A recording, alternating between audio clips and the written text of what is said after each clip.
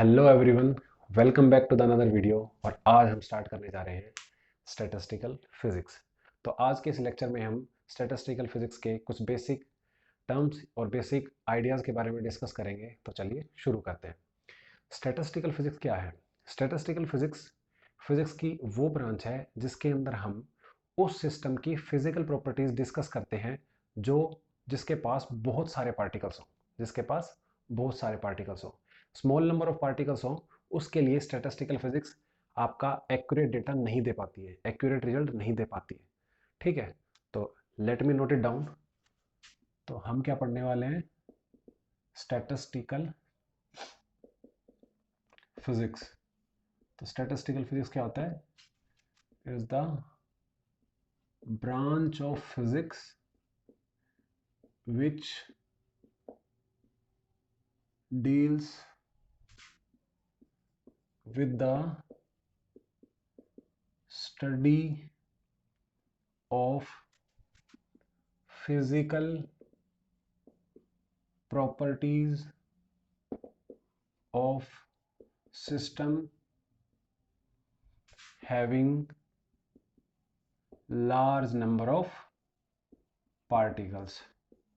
ठीक है, तो यहाँ पे जो सबसे इंपॉर्टेंट चीज़ आपको देखने वाली है वो ये है कि उस सिस्टम के पास लार्ज नंबर ऑफ पार्टिकल्स हो। ठीक है, जिस सिस्टम के पास लार्ज नंबर ऑफ पार्टिकल्स हो उनको हम मैक्रोस्कोपिक सिस्टम भी बोलते हैं, वो हम आगे देखेंगे। इससे पहले हम आगे बढ़े, एक टर्म और देखते हैं कि स्टैटिस्टिक्स क्या होता है। स्टैटिस्टिक्स क्या होता है? तो देखिए, स्टैटिस्टिक्स का मीनिंग क्या होता है? अगर आप बहुत सारे डेटा को कलेक्ट करते हो, अपनी नीड के हिसाब से क्लासिफाई करते हो, उसे एनालाइज करते हो, उन सब चीज़ को हम क्या बोलते हैं? स्टैटिस्टिक्स। तो स्टैटिस्टिक्स क्या होता है? दिस इन्वॉल्व्स, क्या इन्वॉल्व करता है? Collection, classification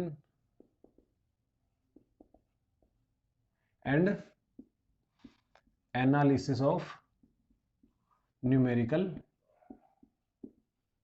data. तो आपको यहां से दिख रहा है कि स्टैटिस्टिक्स के अंदर हम क्या करते हैं। आपको अगर बहुत सारा डेटा कलेक्ट करना हो, उसके बारे में कुछ स्टडी करना हो ना, तो आप सारा स्टैटिस्टिक्स के अंदर करते हो। और आपने यहाँ पे क्या करा है, एक ऐसा सिस्टम लिया है जिसके पास बहुत सारे पार्टिकल्स हो। तो यहाँ पे आप बहुत सारे पार्टिकल्स को कलेक्ट, उनके बारे में इंफॉर्मेशन कलेक्ट कर रहे हो और उससे आप उसकी कोई फिजिकल प्रॉपर्टी के बारे में आप बताओगे। तो यहाँ से इसलिए ये वर्ड उठ के यहाँ पे आता है, इसलिए हम इसको बोलते हैं स्टैटिस्टिकल फिजिक्स। तो आपको इसको नाम से ध्यान आ जाना चाहिए कि स्टैटिस्टिकल फिजिक्स में क्या होता है। लार्ज नंबर ऑफ पार्टिकल्स होंगे सिस्टम में और उन्हीं सिस्टम की फिजिकल प्रॉपर्टीज के बारे में हम बात करेंगे। ठीक है, दूसरी बात, आपने एक बात और देखी होगी।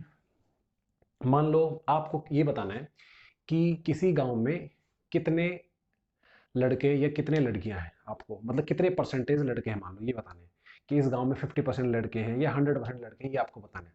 तो आप कैसे बताओगे? मान लो उस गांव में 100 घर है। कितने घर है? 100 घर है। और आपने 50 घर में राउंड लिया, 50 घर में राउंड लिया और वहां पे जाके पता लगाया कि 50 के 50 लड़के हैं।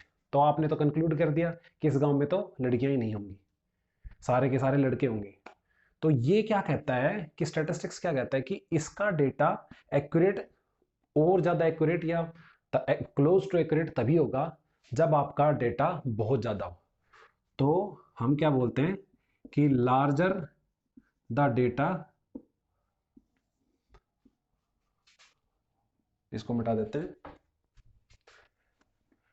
More accurate would be the result.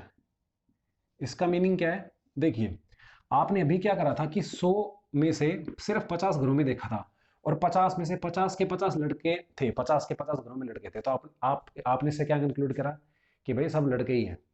ठीक है, लेकिन अब ये कह रहा है कि लार्जर द डेटा, आपने बचे हुए 50 घर को और इंक्लूड करा, तब आपको क्या पता लगा कि सारे, सपोज बचे हुए 50 घर में सारी लड़कियां हैं, ये 50 लड़कियां, ये लड़के हैं, तो इन दोनों का एवरेज कितना आएगा? टोटल एवरेज निकालेंगे तो 50 लड़कियां मिली टोटल 100 लड़कों पे, मतलब 50% लड़कियां हैं। ठीक है, ठीक है। तो मैं इससे सिंपली यही कहना चाह रहा हूं कि आपका डेटा जितना ज़्यादा होता जाएगा उतना ही आपका एक्यूरेट रिजल्ट आएगा। ठीक है, ये आपका स्टैटिस्टिक्स की प्रॉब्लम नहीं, इसको हम क्या कहें, इसकी एक प्रॉब्लम ही लगा लो कि अगर आपको डेटा लार्ज लेना पड़ेगा ताकि आप एक्यूरेट वैल्यू के पास पहुंच पाओ। ठीक है, इसलिए आप ये ऐसे सिस्टम की प्रॉपर्टीज के बारे में डिस्कस नहीं कर सकते जिसके पास स्मॉल नंबर ऑफ पार्टिकल्स होंगे। हाँ जी, अब हम देखते हैं कि स्टैटिस्टिकल मैकेनिक्स की रिक्वायरमेंट हमें क्यों पड़ी। देखिए, स्टैटिस्टिकल मैकेनिक्स, स्टैटिस्टिकल फिजिक्स से पहले हमारे पास दो मेन ब्रांचेस थी। बिफोर स्टैटिस्टिकल मैकेनिक्स हमारे पास टू मेजर ब्रांचेस थी। वो कौन कौन सी थी? एक तो थी आपकी क्लासिकल मैकेनिक्स और एक आपका था थर्मोडायनेमिक्स।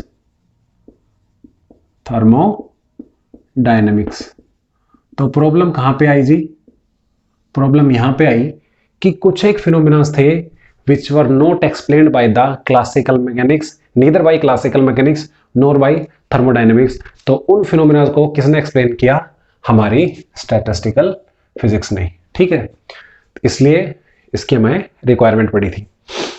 दूसरी बात, स्टैटिस्टिकल मैकेनिक्स, ये तो मैंने आपको बता ही दिया है कि इसके अंदर लार्ज डेटा चाहिए, लार्ज नंबर ऑफ पार्टिकल्स चाहिए, उन्हीं सिस्टम के लिए वैलिड होगा। दूसरा, ये किन सिस्टम के लिए डील करता है और सिस्टम की किस स्टेट के लिए डील करता है? तो हम क्या बोलते हैं स्टैटिस्टिकल फिजिक्स में? It is concerned with the physical properties of a system in thermodynamic equilibrium. Sir इस चीज का क्या मतलब है? देखिए, आपका सिस्टम मान लो नॉन इक्विलिब्रियम स्टेट में है, मान लो उसका टेम्परेचर घट रहा है, प्रेशर बढ़ रहा है, तो हम उस स्टेट की बात नहीं करते। आपका पहली कंडीशन तो मैंने क्या बताई, उसका डेटा लार्ज होना चाहिए, लार्ज नंबर ऑफ पार्टिकल होने चाहिए। दूसरा, सिस्टम आपका थर्मोडायनेमिक इक्विलिब्रियम में होगा ना, तभी आपकी फिजिकल प्रॉपर्टीज के बारे में वो बता पाएगा और एक्यूरेट बता पाएगा, नहीं तो आप जो रिजल्ट निकालोगे वो गलत आएगा। ठीक है, तो हम क्या बोलते हैं स्टैटिस्टिकल फिजिक्स में जो ये प्रॉपर्टीज निकालता है, इसकी फिजिकल प्रॉपर्टीज जो बताता है, वो किस स्टेट में निकालता है? Thermodynamical equilibrium. अगर आपका सिस्टम थर्मोडायनेमिकल इक्विलिब्रियम में है तभी आपका जो रिजल्ट है स्टैटिस्टिकल फिजिक्स से वो एग्जैक्ट आएगा और एक्यूरेट आएगा। ठीक है जी। हाँ जी, अब हम बात करते हैं कि हम कितने टाइप्स के स्टैटिस्टिक्स हम पढ़ते हैं। चलिए देखते हैं। देखिए, बेस्ड ऑन कॉन्स्टिट्यूएंट पार्टिकल्स, कि आपके कॉन्स्टिट्यूएंट पार्टिकल्स कैसे हैं, based on the nature of constituent particles, कि आपके कॉन्स्टिट्यूएंट पार्टिकल्स कैसे हैं, उसके बिहाफ पे हम जो है दो तरह की स्टैटिस्टिक्स पढ़ते हैं। कौन कौन से तरह की पढ़ते हैं? दो तरह की पढ़ते हैं। कौन कौन सी होती है वो ये देखते हैं। एक तो आपका होता है क्लासिकल स्टैटिस्टिक्स और दूसरा पढ़ते हो क्वांटम स्टैटिस्टिक्स। अब क्लासिकल स्टैटिस्टिक्स और क्वांटम स्टैटिस्टिक्स में क्या फर्क होता है? देखिए, क्लासिकल स्टैटिस्टिक्स क्लासिकल पार्टिकल के लिए होता है, मैक्रोस्कोपिक पार्टिकल, मैं ये आपको अभी इसके बाद बताता हूँ कि मैक्रोस्कोपिक और माइक्रोस्कोपिक पार्टिकल्स क्या होते हैं। तो क्लासिकल पार्टिकल्स के लिए हम पढ़ते हैं क्लासिकल स्टैटिस्टिक्स और क्वांटम पार्टिकल के लिए हम पढ़ते हैं क्वांटम स्टैटिस्टिक्स। ठीक है, और क्वांटम स्टैटिस्टिक्स को हम फर्दर दो तरीके से कैटेगराइज और कर देते हैं। वो कौन कौन सा आता है? फर्स्ट आता है आपका बोस-आइंस्टीन स्टैटिस्टिक्स और ये है आपका फर्मी-डिराक स्टैटिस्टिक्स। इनके बारे में इन डेप्थ हम आगे पढ़ेंगे। अभी आपको ओवरव्यू दिया गया है कि क्या क्या होता है, क्या कुछ है, कैसे कैसे कैटेगराइज होता है और हमें क्या क्या पढ़ना है। ठीक है, अब ये मैंने आपको बताया ये क्लासिकल पार्टिकल्स के लिए होता है जिनका साइज लार्ज हो और हमें नेक्ड आई से देख सके, और ये क्वांटम पार्टिकल्स के लिए होता है जो जिनका साइज एटॉमिक ऑर्डर का होता है। इनको दो तरीके से कैटेगराइज किया, बोस-आइंस्टीन स्टैटिस्टिक्स और फर्मी-डिराक स्टैटिस्टिक्स। अब बोस-आइंस्टीन स्टैटिस्टिक्स कौन फॉलो करते हैं, और फर्मी डिराक। तो बोस आइंस्टीन कौन यूज करते हैं, बोसॉन्स पे लगती है, और फर्मी डिराक स्टैटिस्टिक्स कौन यूज करते हैं, फर्मियोंस के लिए हम यूज करते हैं फर्मी डिराक स्टैटिस्टिक्स। अब इनके एग्जांपल क्या है, फिलहाल के लिए मैं एक एग्जांपल बता देता हूँ। जैसे इसका क्या है, फोटॉन्स के लिए, और इसका एग्जांपल क्या है, जैसे मान लो आपका इलेक्ट्रॉन है, प्रोटॉन एंड सो ऑन, ठीक है जी। तो फिलहाल के लिए मैंने आपको रफ ओवरव्यू दिया है। इसके बाद हम आगे ये दोबारा से जरूरत पड़ेगी इनकी, तब हम इन डेप्थ इन डिटेल और अच्छे से पढ़ेंगे।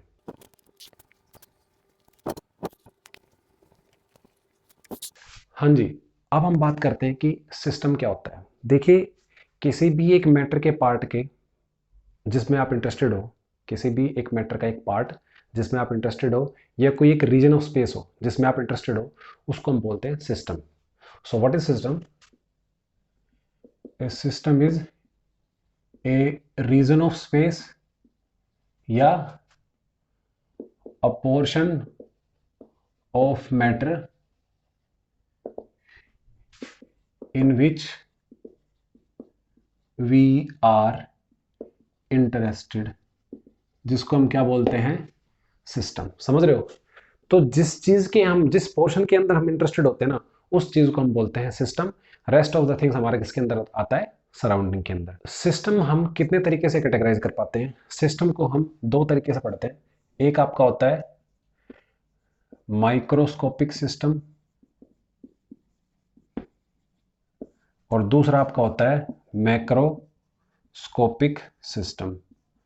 अब माइक्रोस्कोपिक सिस्टम और मैक्रोस्कोपिक सिस्टम क्या होता है, ये देखिए। देखिए, माइक्रोस्कोपिक सिस्टम्स वो होते हैं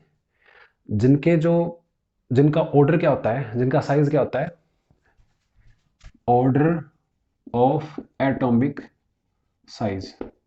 और एटम का साइज कितना होता है, नियरली एंगस्ट्रॉम। समझ रहे हो? तो मतलब माइक्रोस्कोपिक सिस्टम में क्या होता है, उनका साइज कितना होता है, एंगस्ट्रॉम के ऑर्डर का अगर साइज है तो वो क्या होगा, आपका माइक्रोस्कोपिक सिस्टम। और मैक्रोस्कोपिक सिस्टम क्या होता है, जिनको हम नेक्ड आई से भी देख सकते हैं। माइक्रोस्कोपिक सिस्टम क्या होता है, these can be seen with the necked eyes.